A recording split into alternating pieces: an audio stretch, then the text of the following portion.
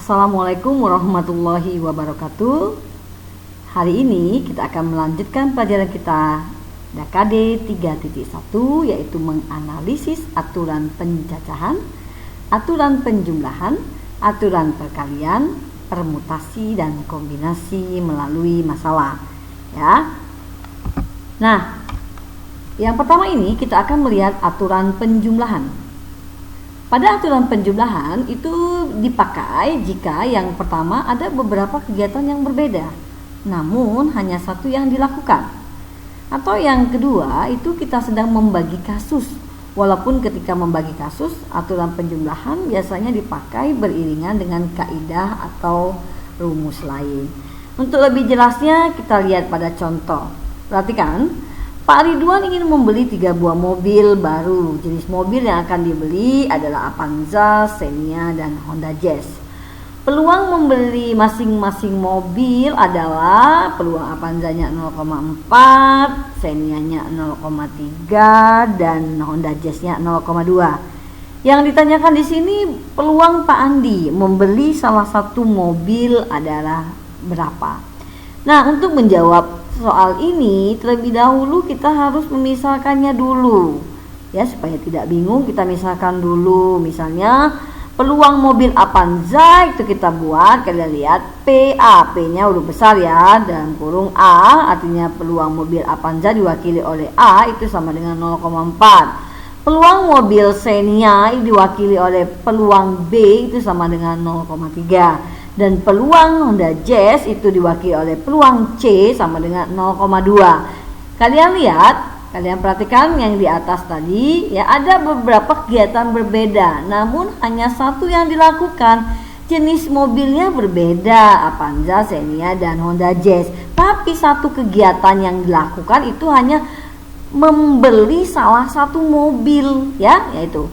Jadi kalian lihat untuk menyelesaikannya ini menggunakan, kalian lihat perhatikan di sini menggunakan gabungan. Kalau gabungan itu berarti peluang A ya nanti digabung, ini lambang darinya peluang gabungan itu union ya. Union seperti ini, seperti U, seperti itu. Nanti dibuat peluang A gabung peluang B gabung peluang C, itu diselesaikannya seperti ini, peluang A ditambah peluang B ditambah peluang C. Kita ganti nilainya, peluang A tadi 0,4, peluang B tadi 0,3, peluang C nya tadi 0,2. Selanjutnya kita jumlahkan hasilnya 0,9. Jadi peluang Pak Andi membeli salah satu mobil adalah 0,9 ya. Nah, aturan yang berikutnya itu aturan perkalian.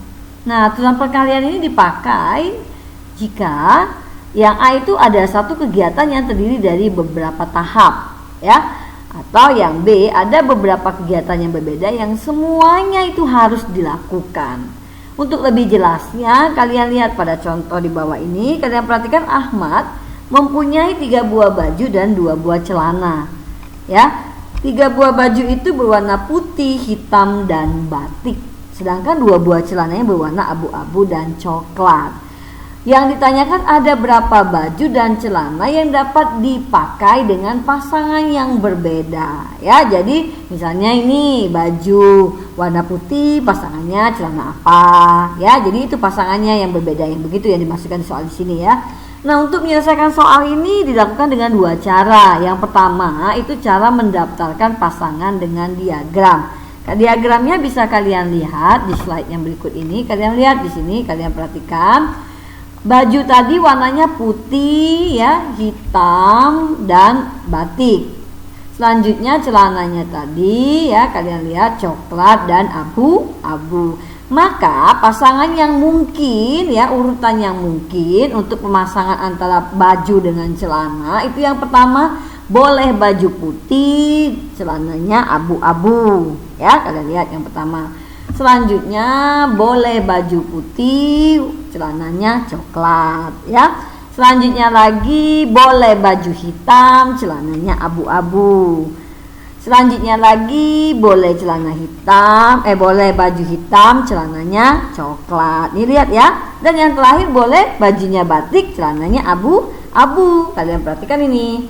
Ya, selanjutnya bajunya batik, celananya coklat. Berarti ada 6 urutan yang mungkin terjadi dari pemakaian baju dan celana tadi. Yang pertama itu ada baju putih ya, celana abu-abu, terus lagi baju putih, celana coklat, baju hitam ya, abu-abu celananya. Kalau baju hitam selanjutnya coklat pasangannya celananya ya. Yang terakhir lagi batik dengan abu-abu ya, batik dengan coklat. Itu. Nah, dari situ itu cara yang pertama, pakai diagram. Cara yang kedua kita gunakan aturan perkalian.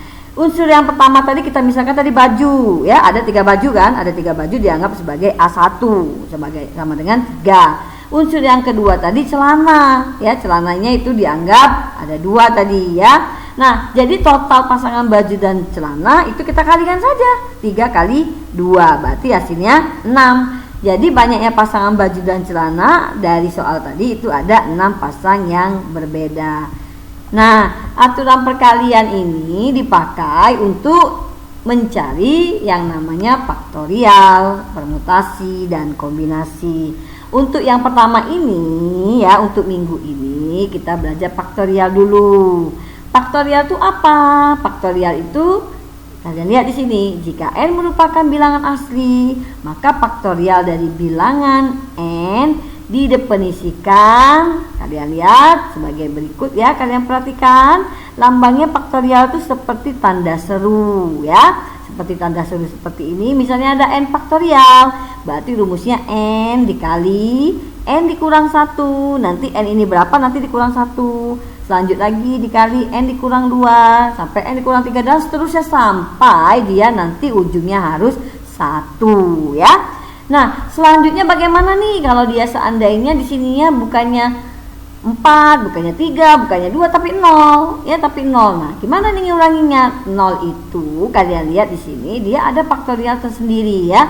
Jadi 0 faktorial itu nilainya langsung saja, nggak usah dicari lagi sama dengan 1. Untuk memperjelas pemahaman kalian, Ibu akan memberi kalian contoh yang sederhana ya. Kalian lihat di sini nih, misalnya ada tentukan nilai dari 4 faktorial. 4 faktorial berarti n-nya berapa? N-nya 4 kan? Nah, artinya mulai tadi, berarti katanya n faktorial ya, berarti 4 dikali, katanya 4 kurang 1, berarti 3, 4 kurang 2, 2, 4 kurang 3, 1. Stop ya, hasilnya udah 1. Jadi hasilnya harus sampai 1 ya. Kalau udah 1 stop ya, berhenti, jangan kali-kalikan lagi ya. Jadi ini berarti kalau kita kalikan 4 kali 3 kali 2 kali 1 hasilnya 24. Lanjut kita contoh yang kedua. Contoh yang kedua sama saja pengerjaannya seperti contoh yang pertama, cuma bedanya dia dalam bentuk pembagian ya. Cara menyelesaikannya sama. Berarti kita buat dulu ini contohnya 8 faktorial dibagi 5 faktorial. Langkah awal kita cari terlebih dahulu 8 faktorial itu berapa? 8 dikali 7, tahu ya, tahu dari mana tadi kan? 8 kurang 1 ya. 6 dari mana? 8 kurang 2 dan seterusnya sampai yang 1. Kata Ibu tadi kalau sudah 1 stop ya. Sama 5 juga, 5 faktorial berarti 5 mulai dari kali 4 berarti 5 kurang 1 4 ya. 5 kurang 2 3 dan seterusnya sampai dia ujungnya 1. Nah, kalau sudah demikian, kalian lihat nih, lebih mudahnya kita bagi antara yang atas dengan yang bawah, yang mana yang sama nih. Yang sama kalian lihat di sini nih, kan ini sama nih, 5 kali 4 kali 3 kali 2 1. Yang di bawah juga 5 kali 4 kali 3 kali 2 1. Boleh kalian bagi ya, boleh kalian bagi. Ini sama, langsung aja, nggak usah cari-cari. Boleh kalian bagi, tinggal apa? Tinggal sisanya yang di ujung sini kan, 8 kali 7 kali 6. Ini hasilnya 8 kali 7 kali 6. Kalau kita jumlahkan, kalau kita kalikan hasilnya 336. Nah, itulah penjelasan dari Ibu penggunaan dari aturan perkalian ya yang dipakai pada permutasi. Kalian perhatikan di sini ya. Jadi ini aturan perkalian itu digunakan untuk permutasi, kombinasi nanti ya. Tapi untuk minggu ini kita belajar yang permutasi dulu ya. Nanti kita lanjutkan minggu berikutnya itu kita belajar kombinasi ya. Silakan nanti coba-coba lagi, kalian kerjakan sendiri ya, cari soal, latihan sendiri tentang permutasi ini ya, tentang yang ini faktorial, maaf ya.